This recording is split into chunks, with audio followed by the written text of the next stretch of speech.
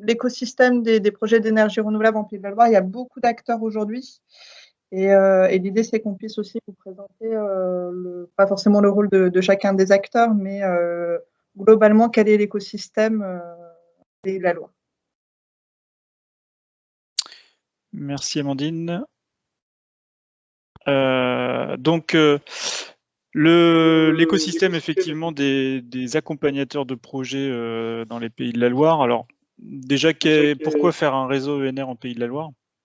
L'idée, c'est qu'on puisse accompagner tout type de projet et de porteurs de projets, qu'il y ait le moins de trous dans la raquette possible, sachant que un projet, vous le savez tous, a différentes phases. Il y a une phase amont un peu de sensibilisation, d'information du porteur de projet.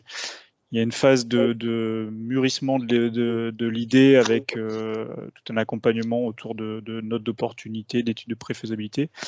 Lorsque le projet est validé, il y a une réalisation et ensuite il y a une exploitation de tout ça. Donc l'idée, c'est de pouvoir accompagner tout type de NR sur ces 4 grandes phases et sur des porteurs de projets, qu'ils soient privés ou publics. Et je mets par contre de côté les particuliers qui sont une cible à part, mais sinon ça peut être un chef d'entreprise, un élu, une association, voilà, n'importe quel type de porteur de projet. Donc si on veut pouvoir accompagner tous ces projets-là de l'amont à l'aval et privé au public, il faut qu'on adapte notre accompagnement. Déjà à l'avancement du projet, qu'on soit capable d'informer, mais qu'on soit aussi capable d'avoir du retour d'expérience sur le suivi d'une chaufferie UNR, par exemple. Et donc, il faut qu'on puisse avoir des outils, des messages, des outils de com, etc., qui soient adaptés. Donc, ça fait partie aussi de l'idée d'un réseau commun ENR en Pays de la Loire. Donc l'idée, elle est bien de favoriser la réalisation et le suivi des projets et de manière qualitative. On n'est pas là juste pour s'assurer qu'un projet sorte et puis on va voir ailleurs. On est bien dans l'idée que les projets qui sortent soient exemplaires, donc qu'ils soient bien adaptés aux besoins du maître d'ouvrage et du bâtiment concerné. Donc pour ça, on s'appuie sur beaucoup de retours d'expérience. C'est pour ça aussi qu'on capitalise lorsque les projets sortent.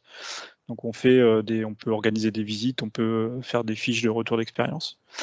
Et il y a un point important qui sont liés notamment aux aides de l'ADEME sur les projets de chaleur renouvelable, c'est qu'il y a des conditions d'éligibilité aux aides qui sont liées aussi à l'aspect qualitatif du projet, qui sont liés par exemple aux équipements qui sont mis en place ou au suivi des différents projets. Donc on s'assure que tout ça soit bien mis en œuvre pour, même si le projet pour être exemplaire, qu'il n'y ait pas voilà, un point de blocage par rapport à l'éligibilité des aides.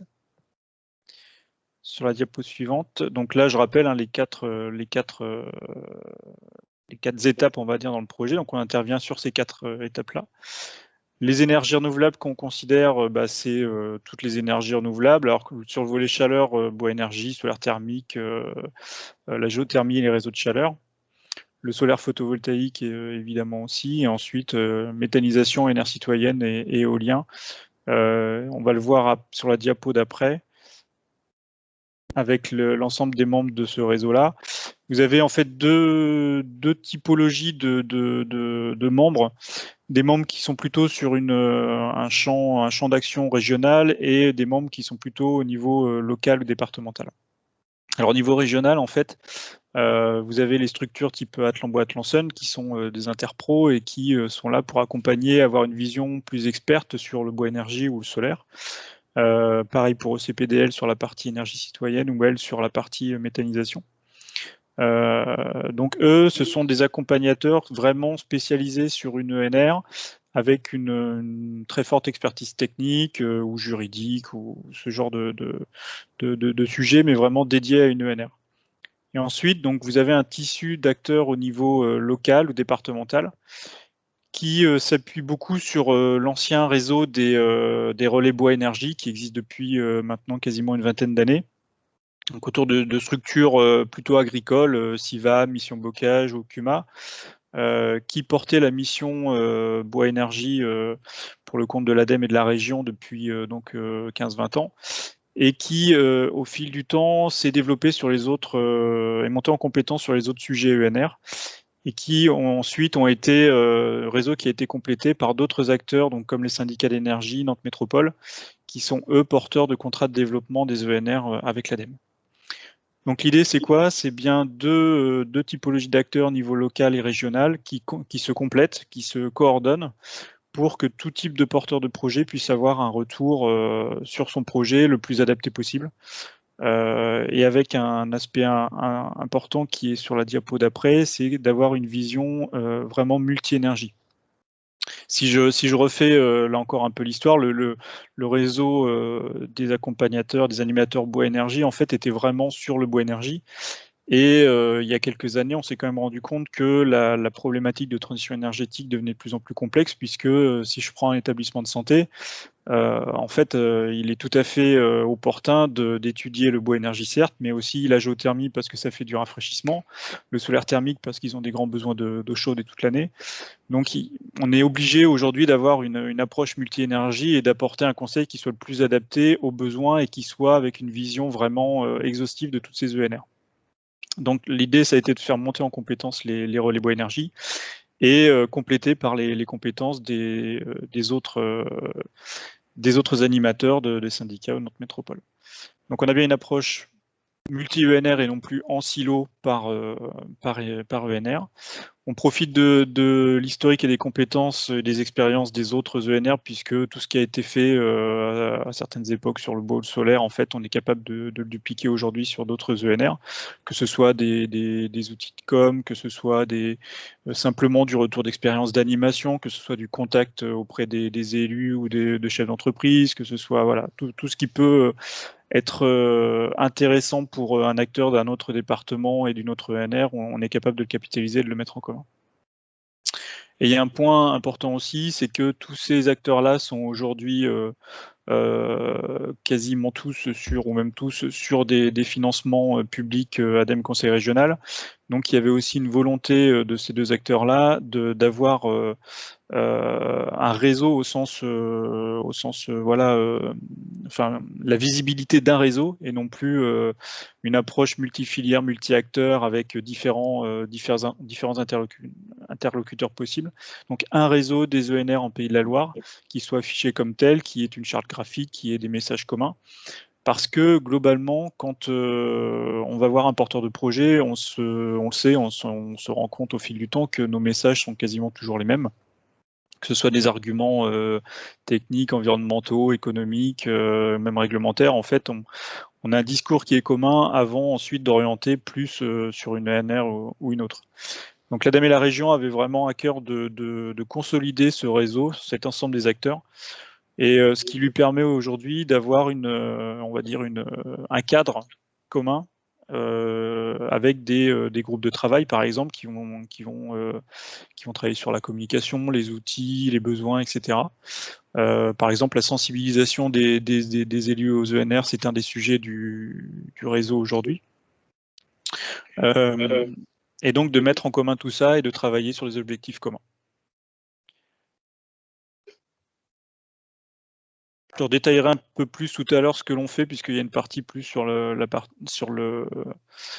l'accompagnement de la chaleur renouvelable qui détaillera un peu plus les missions en tant que telles. Donc là, je suis vraiment resté sur l'écosystème. Je ne sais pas si vous avez des questions.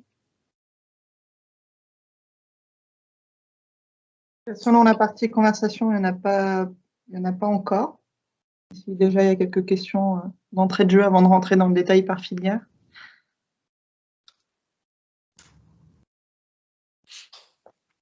Il y a un 2 pages qui a été réalisé, hein, que tu pourras envoyer à tout le monde qui reprend les coordonnées de chacun, le petit schéma qui a été présenté tout à l'heure et l'objectif du réseau. Oui, une question, Sylvie de Melenard de la Carène. Est-ce que ça veut dire, par exemple, que dans les acteurs, le CIDELA est cité, qui a aujourd'hui un accompagnement sur le photovoltaïque qui s'adresse aux collectivités. Est-ce que ça veut dire que ce genre d'accompagnement sera ouvert aux maîtres d'ouvrage privés, aux entreprises ? Non, pas forcément aujourd'hui. En fait, C'est vrai que le CIDELA aujourd'hui accompagne quasi exclusivement les collectivités sur le sujet PV. Alors peut-être qu'on fera de l'accompagnement de la cible privée dans un avenir plus ou moins proche, mais l'objectif du réseau n'est pas forcément que tout le monde fasse les mêmes missions vers toutes les cibles. Il est plutôt dans l'idée d'orienter une demande d'un porteur de projet vers la bonne cible. Donc, si je prends l'exemple d'un chef d'entreprise qui veut faire du photovoltaïque sur notre territoire, l'idée n'est pas que nous, on devienne apporteur de solutions pour lui, mais plutôt de l'orienter vers Atlanson, qui est là justement pour répondre et l'accompagner sur un projet de ce type aujourd'hui. Après, du coup, se pose la question aussi peut-être de la capacité. Est-ce qu'un acteur comme Atlanson peut répondre à toutes les demandes? Enfin, si nous, puisqu'on cherche à mettre en place un dispositif à destination des entreprises sur l'agglomération pour les zones d'activité économique, est-ce que on peut tout renvoyer sur Atlanson ou est-ce qu'il n'y a pas un problème de capacité à un moment donné? Bah, si, tout à fait. Après, je dirais, alors Thomas, j'ai vu que Thomas Thomas Plate de la région s'était connecté, donc il pourra compléter mon propos. Mais l'idée, c'est bien que, en faisant aussi un bilan des différentes sollicitations qui sont apportées au réseau, le réseau il puisse évoluer. Donc typiquement, si on se rend compte que il y a 20 demandes par jour de chefs d'entreprise ou en tout cas de cibles privées en général qui viennent vers Atlanson pour monter des projets photovoltaïques, je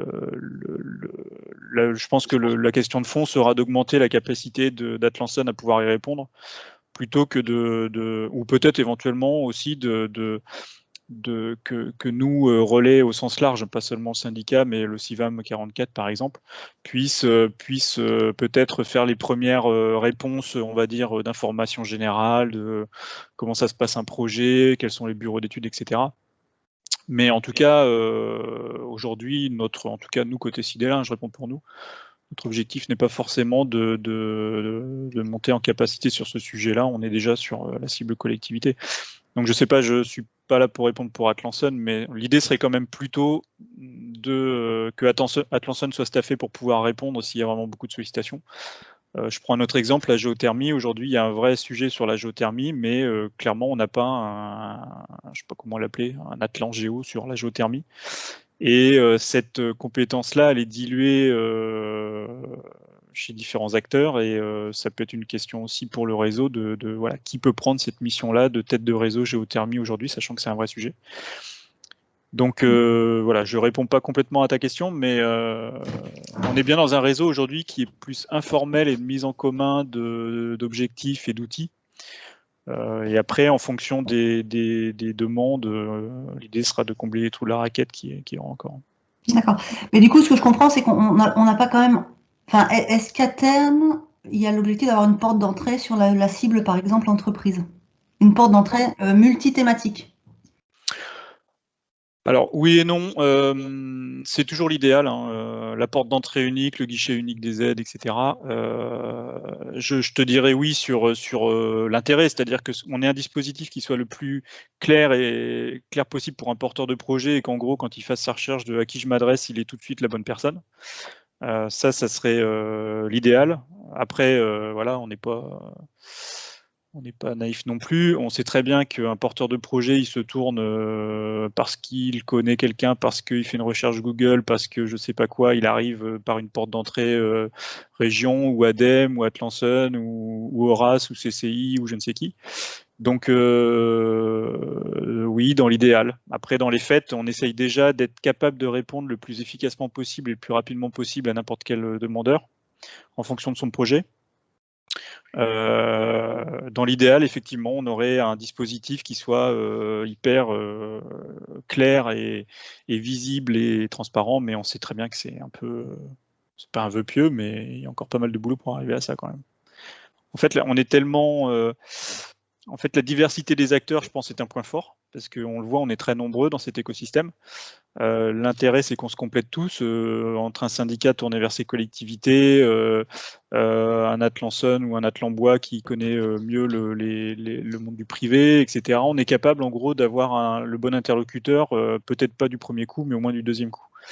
Et je ne suis pas convaincu que l'idée de faire émerger un unique numéro de téléphone ou un mail unique soit à la fois plus simple pour nous à gérer et plus transparent pour un porteur de projet, que ce soit par ENR ou que ce soit globalement. Mais c'est une réflexion qui, je pense, va quand même rester au sein du réseau. D'accord, merci. Très bien. Si c'est